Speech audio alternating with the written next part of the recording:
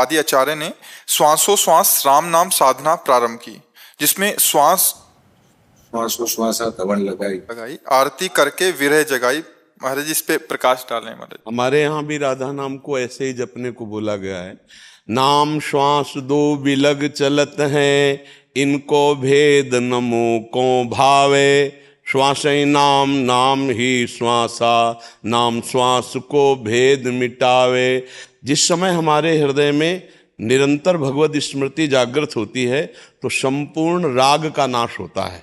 जो हमारा देह राग है, जो हमारा भोग राग है, तब हमारे सत्य सच्चिदानंद के मिलन की आर्त भावना जागृत होती है, दैन्य भावना जागृत होती है, विरह भावना जागृत होती है।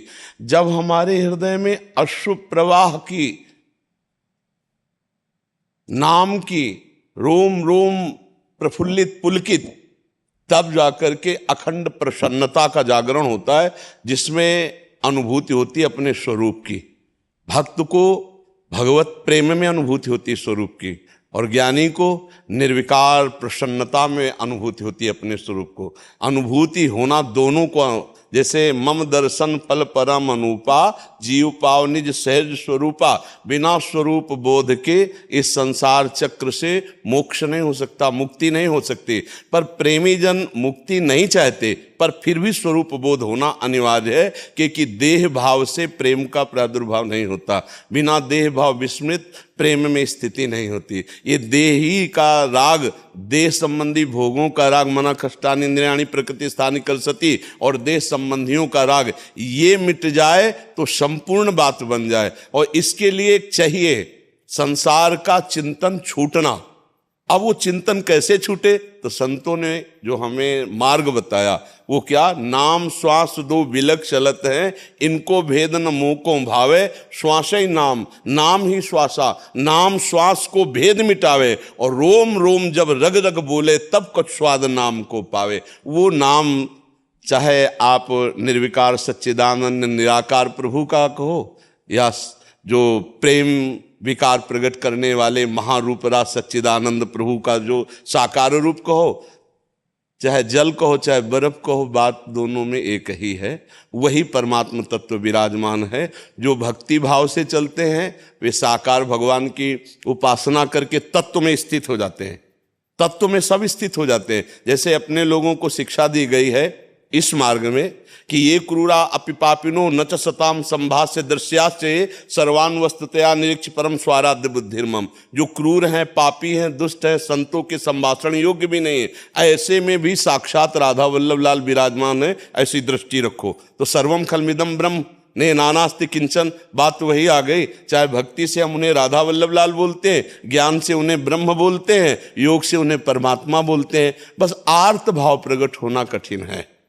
जो अहम है, साधन अभिमान है, ये आर्त भाव नहीं आने देता।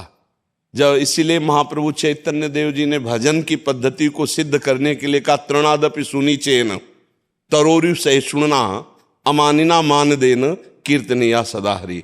यदि हम अपने को तृण से भी नीच समझे, भक्ति मार्ग में ज्ञान में सबसे ऊंचा कोई है ही नहीं दूसरा, और भक्ति में सबसे नीचा, बस मार्ग में इतना अंतर है, आखिरी में एक ही रहता है। जैसे ज्ञान में है बस एक ही है बस है ज्ञान में, और भक्ति में जब हम आते हैं तो यही है, इस रूप में आता है। ब्रह्म नहीं, माया नहीं, नहीं जीव नहीं काल, अपनी उसुदिना रही एक रहे हो नंदलाल।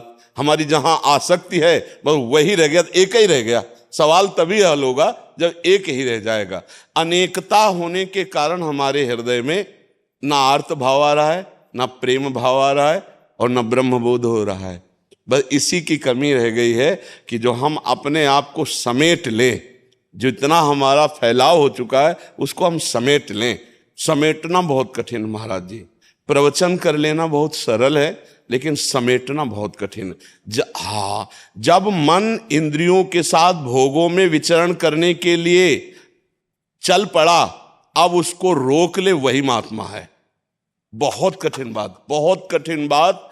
ये मतलब अपने लोग इस मार्ग में तो वो समझ में आता है ना, प्रवचन कर लेना, प्रवचन सुन लेना, ये तो बहुत सरल प्रदर्शन है महाराज, वो प्रदर्शन है। हाँ, लेकिन वो अंदर के विकारात्मक भाव को दर्शन है। हाँ।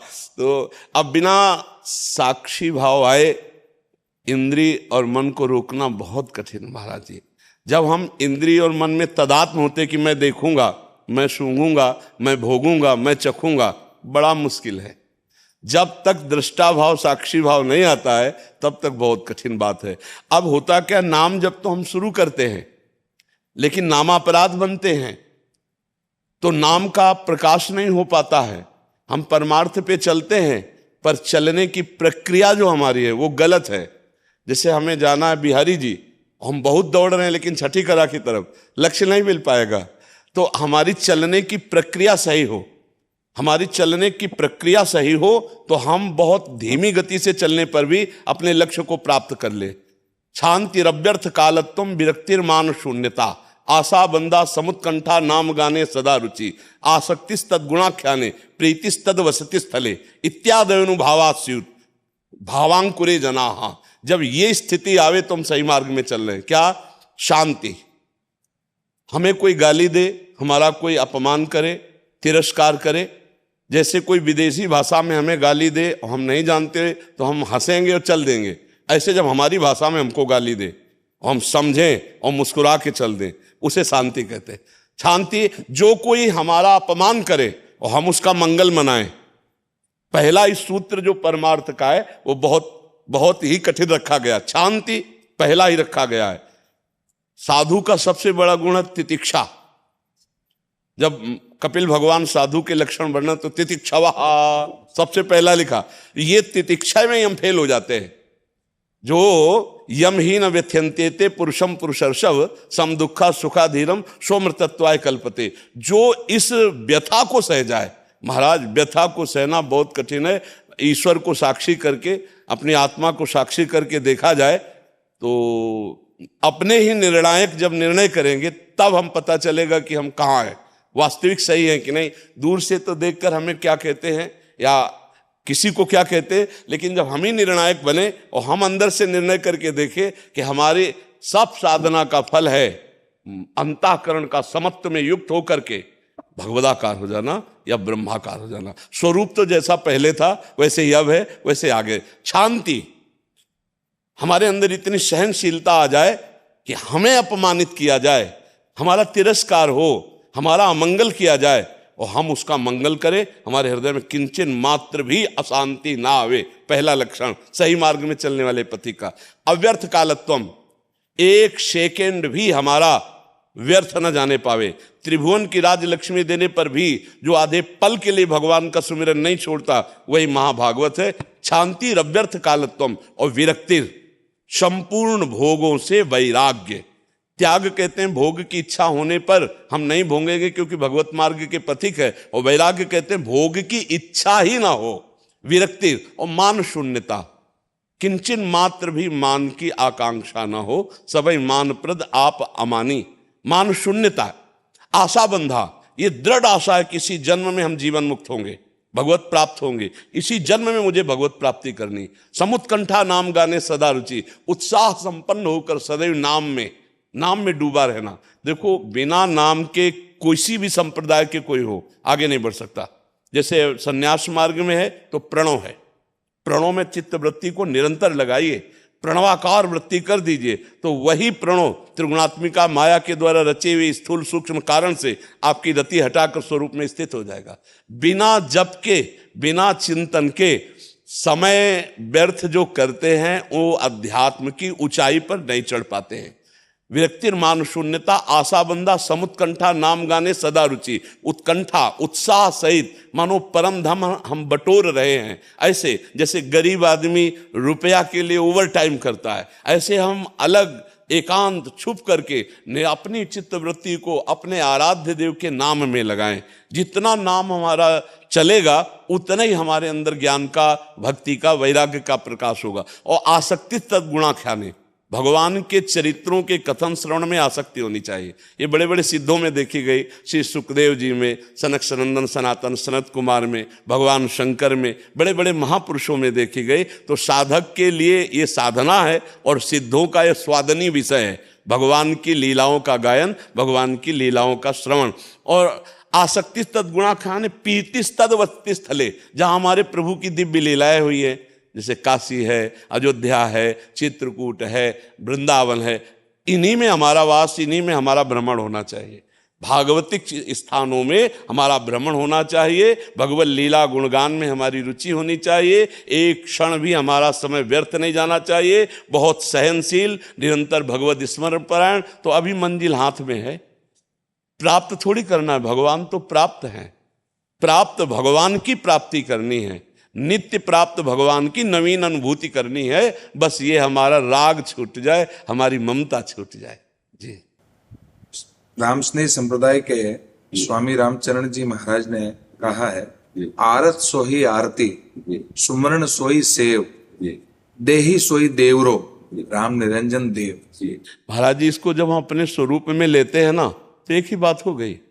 हम बाहर मान करके मंदिर में भगवान में जो विराजमान अर्चा विग्रह, उसमें भावना करके आरती कर, यहाँ आर्त भाव से पुकारना ही आरती है, और एकाकार होकर के सुमिरन करना ही सेवा है। और कहाँ सेवा हो रही? बोले शरीर रूपी मंदिर में। बैठा कौन है? बोले माया रहित निर्विकार सच्चिदानंद स्वरूप ही, वही वर्णन कर रहे हैं, कोई अलग थोड़ी वर्णन कर रहे हैं। जो यहाँ बैठा है वही मंदिर में बैठा है, जो बाहर है वही भीतर है। अगर बाहर भीतर में भेद है तो अभी ज्ञान कच्चा। जो बाहर और भीतर एक ही देखता है वही है। आंख खुले तो निरंजन, और आंख बंद हो तो निरंजन। आप बताइए, वो गुरु का दिया हुआ अंजन कैसा, जो आंख खोलने पर निरंजन न दिखाई दे और आंख मूंदने पर निरंजन दिखाई दे। जो आंख मूंदने पर वही आंख खोलने पर है ना। बाहर भीतर एक ही है, दूसरा नहीं है।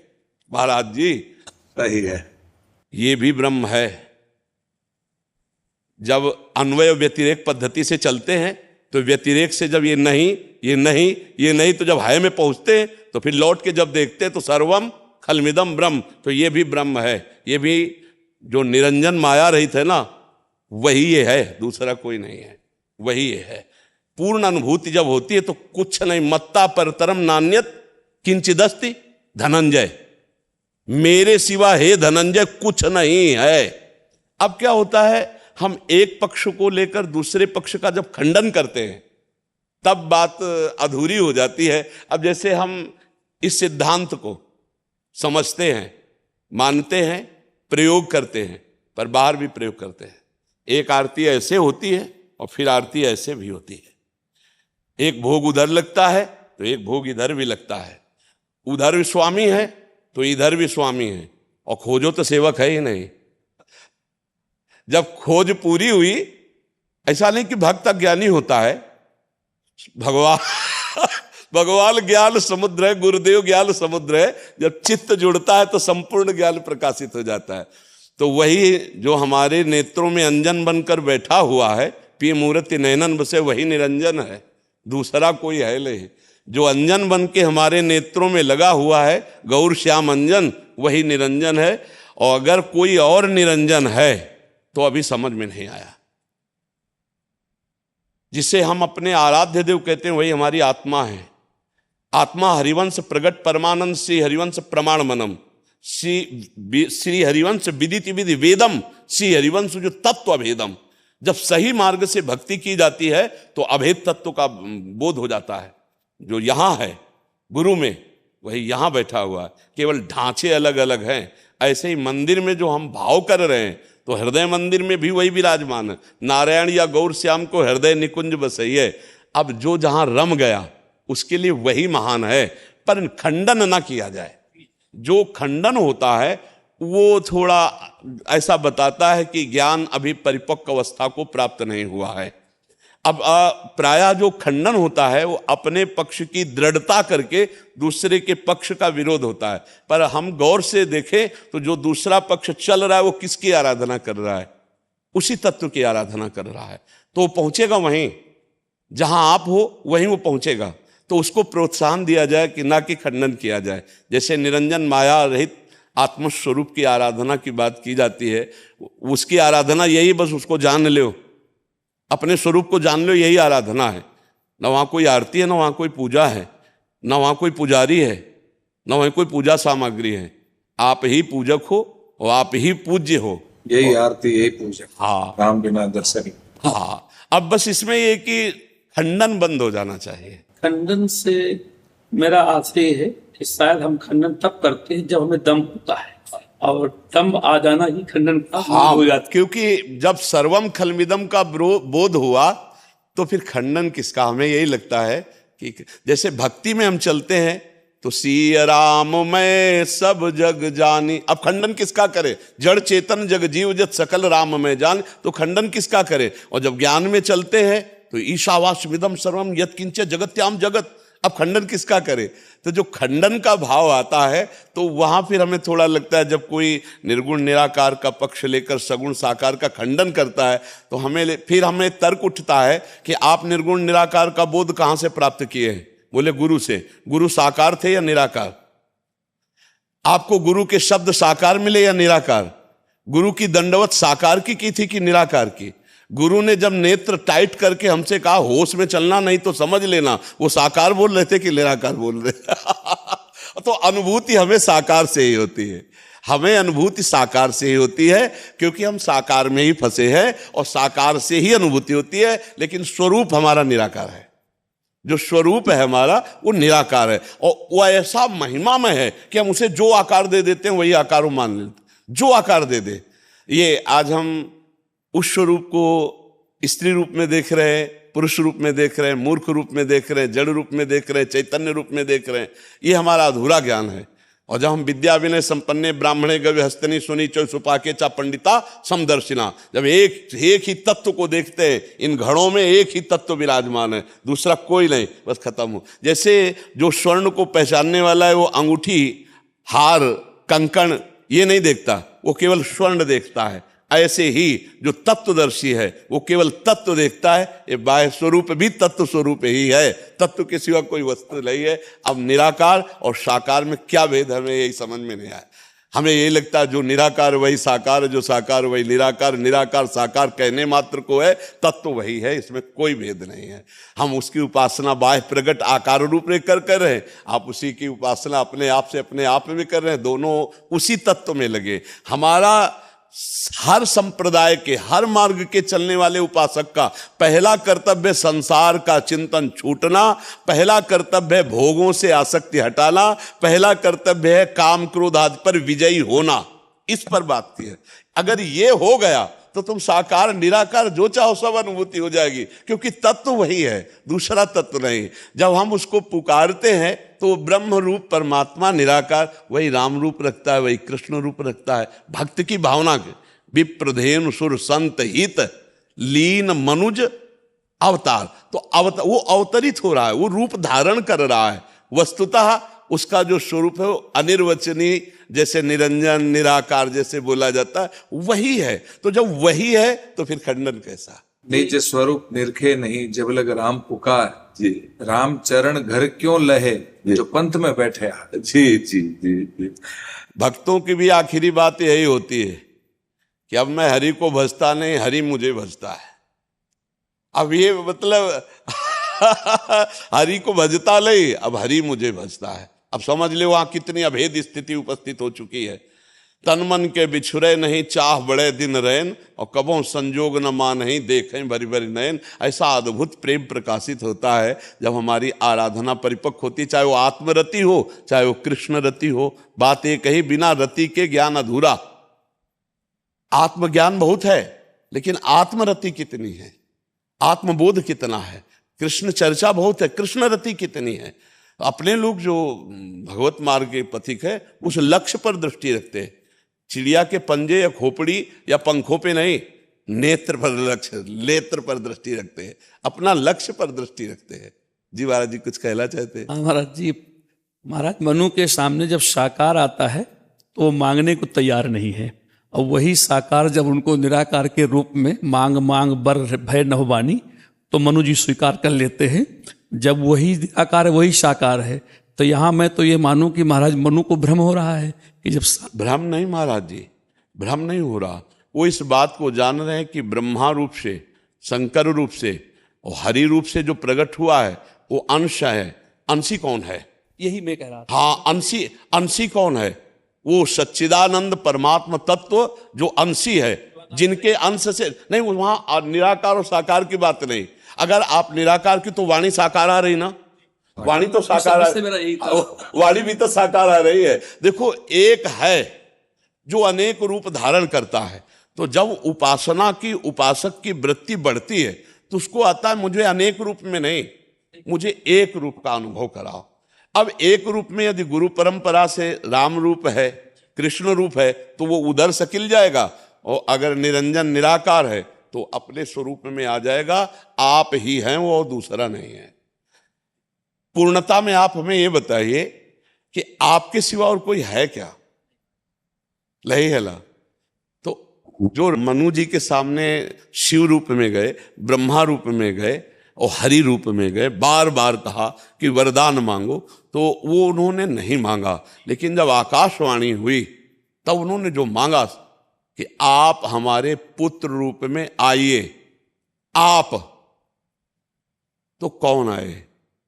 अब हमें बताओ, ये राम रूप में कौन आए? वही सच्चिदानंद है। सच्चिदानंद। तो हम जब गौर से देखते हैं तो लीला में थोड़ा भेद दिखाई देता है। जिनको उन्होंने ना करके कहा वही वो थे और नहीं था। जब शिव रूप में, हरि रूप में, ब्रह्मा रूप में उनकी संतुष्टि नहीं हुई तो वही एक अव्यक्त रूप रख करके आकाशवाणी की, दूसरा कोई नहीं था। महाराज, जब अर्जुन जी ने कहा कि मैं कोई श्री कृष्ण और बलराम नहीं हूं ब्राह्मण के पुत्रों की रक्षा के लिए, और मैं देखता हूं अग्नि में जल जाऊंगे यदि रक्षा न करूं, नहीं कर पाए, तब ले गए एक भूमा पुरुष के दर्शन करा ले। ये भूमा पुरुष कौन थे? आप ही तो बैठे थे। आप ही एक रूप में नमस्कार कर रहे, आप ही दूसरे रूप में भूमा पुरुष बैठे। या रहस्य रघुनाथ कर बेग न जाने कोई, और जो जाने रघुपति कृपा तो सपने मोह न होए। वही ऐसे निरंजन रूप में विराजमान है, वही सर्वसत्ता रूप में विराजमान है, और वही सर्व रूप में विराजमान। वासना वासुदेवस्य वासितम भुवनत्रयम् सर्वभूत निवासोस्मि वासुदेव नमोस्तुते। जो चीटी में विराजमान है वही ब्रह्मा में विराजमान है। गुरु कृपा से बात समझ में आ गई। चाहे अव्यक्त होकर बोलो, चाहे व्यक्त होकर के बोलो, हो तुम ही, तुम्हारे सिवा दूसरा कोई नहीं है। ये बात पक्की महाराज जी, एक के सिवा दूसरा कोई नहीं। हाँ, जब जहां जैसी आवश्यकता हुई वैसा बल ज्ञान विक्रम प्रकाशित किया। जैसे परशुराम में वही रूप ब्रह्म और राम रूप में वही ब्रह्म, पर जब राम रूप के सामने आते हैं तो आपका स्वरूप लघु हो जाता है, महिमा अपनी लघु कर लेते हैं। राम रूप की महिमा पर तत्व में अंतर नहीं है। हम अपने जो मार्ग के चलने वाले पथिक हैं, हम तत्व को देखते हैं। जैसे एक गणेश जी और चूहा, उनकी सवारी बेचने गया तो स्वर्णकार ने कहा कि चूहे के 5,000 रुपये, गणेश के 2,500 रुपये। कहा ऐसे कैसे हो सकता है? गणेश जी के 2,500? बोले यहाँ गणेश और चूहा नहीं, यहाँ सोना बिक रहा है। अपने लोग ना गणेश जी देख रहे हैं ना चूहा देख रहे हैं, तत्व देख रहे हैं। अगर हम सतमार्ग के पथिक हैं तो हमारे लिए किंचन मात्र अंतर नहीं, वही तत्व। तो वही जो रूप में आया वही अरूप वाणी बोल रहा है। रूप और अरूप में कोई अंतर नहीं है, ना कोई बड़ा है ना कोई छोटा है। जब जहां जैसा अवसर आता है वैसा वो अपने को प्रकाशित करता है। लेकिन वो इतना ही है, आज तक किसी ने नहीं कह पाए। इतना ही है ये नहीं कहा जा, वेद जब नेति नेति कह दिए तो इतना ही नहीं कहा जा सकता, इसलिए अनंत है। एक शब्द उसका नाम अनंत भी है। अगर हम सीमा पा चुके तो फिर अनंत कैसे? और अगर पाए नहीं तो फिर हमारा जीवन कैसा? इसीलिए मूक हो जाना होता है। जब पूर्णता की बात आती है तो मूक ही उत्तर है और कोई उत्तर नहीं है, क्योंकि जितनी बातें हैं उन बातों से भी वो परे है। सब बातों में भरे हैं और सब बातों से परे है। इसलिए अंततो गत्वा मूक ही हो जा, मूका स्वादनवत हो जाता है। सूत्र आता है मूका स्वादनवत, क्योंकि वाणी का प्रकाशक है वो जिसकी हम चर्चा कर रहे हैं। वाणी का प्रकाशक है वो। अब वाणी उसको कैसे अपने प्रकाशक को कितना वर्णन कर सकती है, क्योंकि वो जितना प्रकाश हो रहा है उतना ही वर्णन कर पा रहे। बहुत कृपा करी, दर्शन दिए और बहुत सुंदर भगवत चर्चा हुई। राधा ही राम है, राम ही राधा है। बिल्कुल कोई अंतर, विस्तार से हमें इस तत्व में कोई अंतर नहीं, तत्व में कोई अंतर नहीं, पर लीला में अंतर होता है। अगर हम लीला शब्द में बोलेंगे तो बहुत बड़ा अंतर हो जाएगा। हम आप वहीं ले चलते हैं सिया जी के पास। आपको जनक वाटिका में आप अपने गुरुदेव विश्वामित्र जी के लिए फूल लेने के लिए गए हैं राम जी, और इधर सिया जी देवी पूजन के लिए गए हैं, और जब प्रथम दर्शन होता है तो राम जी के माथे पे पसीना आ जाता है, सिया जी के तो किशोरी जू और लाल जू एक ही तत्व है, रसो या परमानंद एक द्विधा सदा, राधा कृष्ण रूपाभ्याम तस्मै तस्मै नमो नमः, जिसे वेद कहता है रसो वैसा रसम हेवम लब्ध्वा आनंदी भवतु, वो रस ही की मूर्ति दो रसिक लाडली लाल, रस ही सो विलसत रहे रस भरे नयन विशाल। जिनके एक कटाक्ष से करोड़ों काम मूर्छित हो जाते हैं, वो मदन मोहन श्री लालजू महाराज हरि वही राम है, वही राम है, उनमें कोई अंतर। और अब अंतर की बात आपको कह रहा हूं कि जब हमारी किशोरी जी मुस्कुरा के तिरछी चितवन से देख लेती हैं तो वेणु करान निपतिता स्खलितम शिखंडम भ्रष्टम च पीत वसनम ब्रजराज सूनो यस्या कटाक्ष सर्पात विमूर्छितस्य ताम्राधिकाम परिचरामि कदा रसेल। जब मुस्कुरा कर तिरछी चितवन से देख लिए तो मदन मोहन मुनिमन मोहन सुमन मन मोहन की बंसी गिर गई और महाराज प्रेम विकल होकर के मूर्छित होने लगे। यस्या कटाक्ष सर्पात विमूर्छ। इसीलिए इस राधा तत्व का वर्णन करने के लिए फिर एक अलग चैप्टर हो जाएगा। तत्व में तो सब पूज्य धर्म सम्राट करपात्री जी से जब राधा तत्व के वर्णन की बात आई सुधा निधि के विषय में, तो उन्होंने कहा ब्रह्म तत्व का तो, पर राधा तत्व के विषय की जो बात है ये बड़ी गूढ़ और रहस्यपूर्ण है, हो नहीं सकता। हाँ क्योंकि ये जब ये बात आती है तो तब उपमा कवि रहे जुठारी कहीं पत्तरों विदेह कुमारी, तो वो बात तो एक ही ऐसा। देखो महाराज जी, तत्व ज्ञान और प्रेम लीला इसमें बड़ा अंतर हो जाता है। जब हम प्रेम लीला में उतरते हैं तो ज्ञान को गौड़ होना पड़ता है, ज्ञान को गौड़ होना पड़ता है। हम प्रेम से जो अपने प्रीतम को तो रोना भी आता है, बिलखना भी आता है। अगर हमको उस समय ज्ञान रहा कि मैं और तू में भेद नहीं, वही एक तत्व है, तो रोना नहीं आ सकता। प्रेम में फिर सब विस्मरण हो जाता है और एक मात्र केवल प्रीतम की याद में। तो इसीलिए वृंदावन का जो प्रेम है वो किशोरी जी के चरणारविंद के आश्रित है। तो राधा तत्व में एक ही है, तत्व में अंतर नहीं है, पर ये वो राधा तत्व है जिनके चरणों में महावर स्वयं श्री कृष्ण लगाते हैं। रसघन मोहन मूर्तिम विचित्र केलि महोत्सवोल्लसितम राधा चरण विलोडित रुचिर शिखंडम हरिम बंदे। श्री श्यामा जू के चरणन की बलिहारी जे हैं बसत किशोर लाल के प्राणन मध्य सदारी। लालजू के हृदय मंदिर में छुप कर रहने वाले जो चरण हैं वो हमारी प्रिया जू के हैं। चापत चरण मोहन लाल कुंवरी राधे पलंग पौड़ी सुंदरी नौबाल। ये महा एकांतिक वृंदावन नौ, इसमें फिर लड़खड़ा जाएंगे, फिर तत्व की बात नहीं हो पाएगी। फिर इसमें दूसरा मार्ग चल पड़ता है जो तत्व से आगे का है, रति तत्व ज्ञान के बाद, जहां से हम कभी कभी गर्व में बोल देते हैं कि वासुदेवा स्वरमित गीता की जहां से पढ़ाई पूर्ण होती है वृंदावन की, वहां से क्लास शुरू होती है। वृंदावन के प्रेम की क्लास वहां से शुरू होती, वासुदेवा स्वरमिति। जब वहां से पढ़ाई पूर्ण होती तब यहां वृंदावन की प्रेम रति बड़े बड़े सिद्ध महापुरुषों को मंद मुस्कान से घसीट करके अपने दासी भाव में कर लिया। ये ऐसे वृंदावनाधीश्वर युगल सरकार। अब इनका जो प्रेम रस है इन्हीं की कृपा से समझ में आया। यहाँ बुद्धि काम नहीं करेगी, यहाँ बुद्धि काम नहीं करेगी। ये ब्रह्मेश्वरादि सुदरूह पदारविंदो श्रीमत् पराग परमाद्भुत वैभवाया सर्वार्थ सार रसवर्षि कृपार्थ दृष्टि तस्या नमोस्तु वृषभानु भुवो महिमने। ये लाडली जू की महिमा है, वृंदावन की महिमा। तो एकांतिक जब प्रियाजू कृपा करें, प्रेम प्रकट हो, तब समझ में आवे। राधा तत्व पर तो फिर बात अलग हो जाती। राधा तत्व बहुत, जब हम तत्व की बात करेंगे तब तो सब एक ही है, और जब प्रेम की बात करेंगे तो राधा प्रेम के भिक्षुक हैं हरि। दान दैरी नवल किशोरी मांगत लाल लाड़िलो नागर प्रगट भई दिन दिन की चोरी। यहाँ उद्धव जैसे परम ज्ञानी भी ब्रज गोपियों की आंसुओं से भरी हुई जो वाणी सुनी, जो रूप देखा, तो आप विकल हो गए और कहा कि श्री कृष्ण ने मुझे ठग लिया, आज तक वो मुझे आनंद नहीं मिला जो इन गोपियों को है। इसलिए मैं यहाँ वृंदावन में कोई लता गुल्म औषधि बनना चाहता हूँ जिससे इन ब्रज गोपियों की चरण धूल पड़े और मैं प्रेम युक्त हो जाऊं। ज्ञान तो बृहस्पति जी के शिष्य है, जगत गुरु भगवान के मित्र हैं, उद्धव जी को कौन सी ज्ञान की कमी। पर जब प्रेम की बात आई तो उद्धव कोरे अपने को पाए कि श्री कृष्ण ने ठग लिया, अपना प्रेम हमें नहीं दिया।